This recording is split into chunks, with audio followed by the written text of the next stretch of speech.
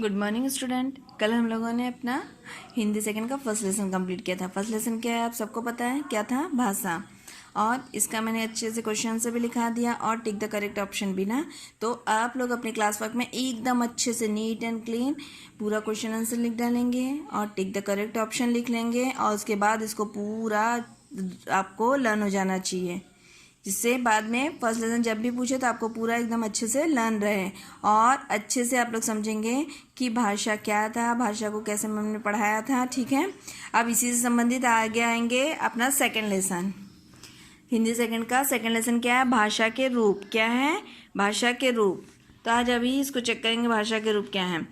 तो देखिए अपना लेसन देखिए क्या है, भाषा का रूप मतलब फॉर्म्स ऑफ लैंग्वेज। तो क्या है? बच्चों, हम अपनी बात अलग अलग तरीके से कहते हैं, जैसे संकेत द्वारा, बोलकर व लिखकर। इसी आधार पर भाषा के 3 रूप होते हैं। तो भाषा के 3 रूप कौन से हैं? सांकेतिक भाषा, मौखिक भाषा और लिखित भाषा। कौन से 3 रूप है? सांकेतिक भाषा, मौखिक भाषा और लिखित भाषा। तो पहला देखिए, अपनी बात को संकेत के द्वारा कहना सांकेतिक भाषा कहलाती है। अपनी बात को संकेत के द्वारा मतलब कहना सांकेतिक भाषा मतलब जिसमें मुंह से बोलना न रहे, लिखना न रहे, केवल इशारे से अपना काम करना रहता है, तो वो क्या होता है? सांकेतिक भाषा। फॉर एग्जाम्पल अभी फर्स्ट लेसन में ही बताए थे कि जैसे ट्रैफिक पुलिस है, वो मुंह से हमेशा नहीं बोलते, सीटी बजाती है और हाथ से इशारा करती है गाड़ियों को रुकने के लिए, जाने के लिए। उसी तरह से जगह जगह ट्रैफिक सिग्नल लगा होता है, तो ट्रैफिक सिग्नल से आपको पता चलता है कि रेड से क्या करना है, येलो से क्या है और ग्रीन से क्या है। रेड से गाड़ी रुकना रहता है, येलो से गाड़ी का वहाँ चलने का इशारा है, ग्रीन से गाड़ी को चलना है। तो दूसरा सेकंड क्या है? मौखिक भाषा। क्या है सेकंड? क्या है? मौखिक भाषा। अपनी बात को बोलकर कहना मौखिक भाषा कहलाती है। अपनी बात को बोल कर कहना क्या होता है? मौखिक भाषा कहलाती है। इससे अन्य व्यक्ति सुनकर समझता है। तो अपनी बात को बोल कर कहना क्या होता है? मौखिक भाषा कहलाती है। इसे अन्य व्यक्ति सुनकर समझता है। जैसे हेलो किए तो क्या होगा?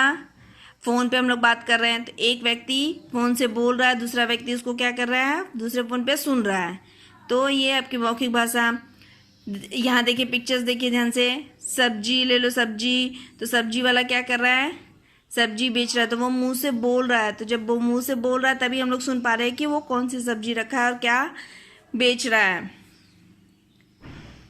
थर्ड देखिए, ये क्या दिखाया है? एक नेता को, नेता क्या दे रहे हैं? भाषण दे रहे हैं। भाषण में वो क्या बोल रहे हैं? मुझे भारतीय होने पर गर्व है।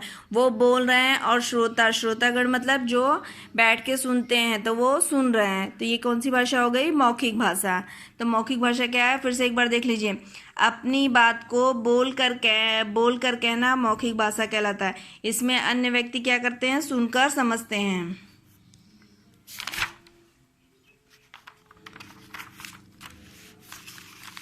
सेकंड आइए, इसमें क्या है? अपनी बात को लिख कर कहना लिखित भाषा कहलाती है। क्या है? अपनी बात को लिख कर कहना लिखित भाषा कहलाती है। इससे अन्य व्यक्ति पढ़कर समझता है। क्या है? अपनी बात को लिख कर कहना लिखित भाषा कहलाती है। इससे अन्य व्यक्ति पढ़कर समझता है। तो लिखित भाषा कैसे हुआ? अपनी बात को लिखकर मतलब फॉर एग्जांपल जैसे किताब में लिखा हुआ है, ये जो लिखा रहता है इसको हम लोग पढ़ रहे हैं ना अभी, तो ये भी क्या हुआ? एक लिखित भाषा ही है ना। इसमें लिखा हुआ है, लिख के हम लोग पढ़ रहे हैं तभी आपको समझा पा रहे हैं, तो ये एक लिखित भाषा। दूसरा देखिए, न्यूज़पेपर देखिए, न्यूज़पेपर पे भी लिखा रहता है तभी हम लोग उसको पढ़ लेते हैं, पढ़ते हैं ना। थर्ड देखिए, कंप्यूटर पे जब हम टाइप करते हैं तो कुछ लिखा ही आता है ना, जब लिखते हैं तब उसको पढ़ पाते हैं। या दूसरी जगह ईमेल करते हैं तो लिख के ही ना। तो ये सब क्या होता है? लिखित भाषा होता है। कौन सी भाषा है? लिखित भाषा होती है। संकेत के द्वारा हम सभी बातें दूसरों तक नहीं पहुंचा सकते। क्या है? संकेत के द्वारा हम अपनी सभी बातें दूसरे तक नहीं, इसलिए व्याकरण में सांकेतिक भाषा का अध्ययन नहीं किया जा सकता। संकेत द्वारा हम लोग अपनी सभी बात दूसरों तक नहीं पहुंचा जा सकते, ये इसलिए व्याकरण में सांकेतिक।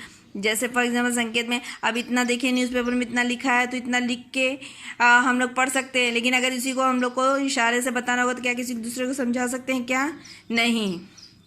अभी किताब इसमें जो जितनी बात लिखी हुई है, क्या अगर हम इशारे से बोलेंगे तो आप वहाँ समझ पाएंगे? क्या नहीं। तो ये लिखित भाषा सबसे अहम लिखित भाषा और मौखिक भाषा होती है, इसीलिए सांकेतिक भाषा का कहीं कहीं उपयोग किया जाता है और सांकेतिक भाषा का क्या है, व्याकरण में अध्ययन नहीं किया जाता।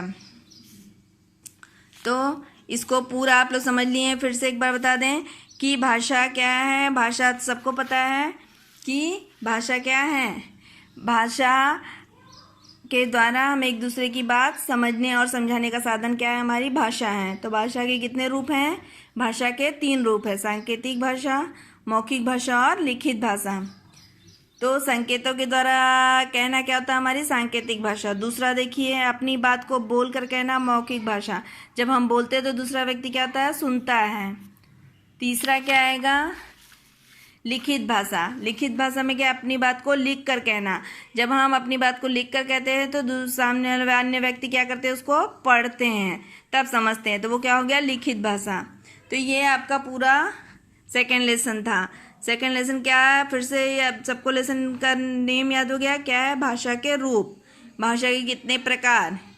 ये पूरा अच्छे से आप रीड कर डालेंगे। तो कल हम लोग सेकेंड लेसन का क्वेश्चन आंसर और सब एक्सरसाइज साथ में कंप्लीट कर देंगे। Okay, thank you.